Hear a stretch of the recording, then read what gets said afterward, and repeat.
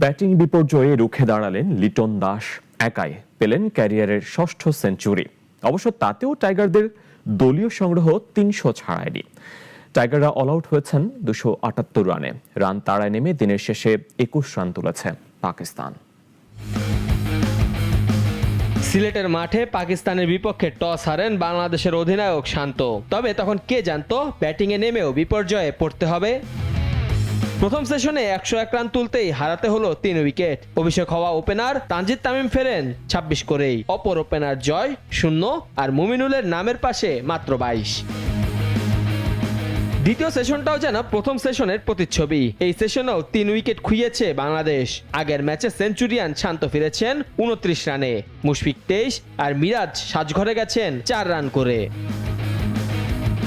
১১৬ রানে ৬ উইকেট হারিয়ে পুরো বিপর্যয় যখন বাংলাদেশ, তখন ত্রাতা লিটন দাস, সঙ্গী তাইজুল, দুজনের জুটিতে আসে ৬০ রান। তাতে বিপর্যয় খানিকটা কাটিয়ে ওঠে বাংলাদেশ।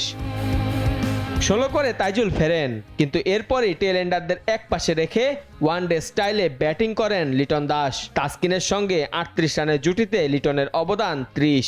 ততক্ষণে দলীয় ২০০ পার করেছে বাংলাদেশ। নবম উইকেটে শরীফুলকে নিয়ে প্রথম ইনিংসের সবচেয়ে বড় ৬৪ রানের জুটি লিটন দাসের। এর মাঝেই ৪ মেরে ক্যারিয়ারের ষষ্ঠ সেঞ্চুরি নিজের করে নিয়েছেন এলকেডি। দুর্দান্ত সেঞ্চুরি করে লিটন ফেরেন ১২৬ রানে, আর বাংলাদেশ প্রথম ইনিংসে গুটিয়ে যায় ২৭৮-এই। দিনের শেষ ভাগে ৬ ওভার ব্যাটিং করতে পেরেছে পাকিস্তান। তাতে তাদের সংগ্রহ দাঁড়িয়েছে বিনা উইকেটে ২১। মেহেদী হাসান মুন্না, নাগরিক।